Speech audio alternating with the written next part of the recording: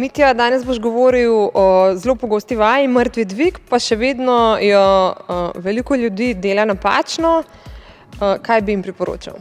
Ja, prva stvar je, jaz bi tle izpostavil, mrtvi dvig je res zahtevna vaja, tako da definitivno ta vaja ni za začetnika. Tako da v podrobnosti pravilne izvedbe vaj se ne bi spuščal, pač to je naloga vašega osebnega trenerja, da vam pravilno pokaže. Jaz bi pač na dve najbolj pogosti napaki rad izpostavil, da večina ljudi misli, da je to vaja za hrbtne mišice, kar je popolnoma narobe. Ja, primarno je to vaja za zadnje stegenske mišice in za gluteus maximus mišico. Kot vidite, tukaj je primarni gibalni vzorec, tukaj je v kolku, se pravi izvajamo izteg kolka, in ekstenzor, se pravi iztegovalka kolka, je mišica gluteus maximus in tudi sekundarno delajo mišice zadnje stegenske lože. Tako da to je vaja za mišice zadnje stegenske lože in za gluteus maximus. Do kakšnih poškodb pa lahko pride, če jo izvajamo napačno?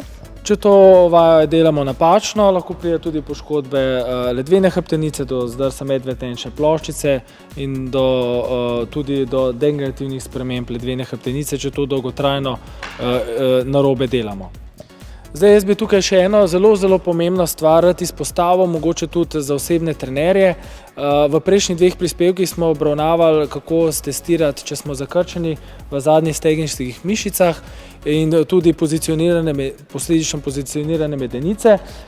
Pri mrtvem dvigu je zelo pomembno, da smo raztegljivi v zadnji stegenski mišici. Če smo tle zakrčeni, bo prišlo do nagiba medenice nazaj, se pravi medenica se bo zarotirala nazaj in ledvena lordoza hrbtenice se bo izravnala.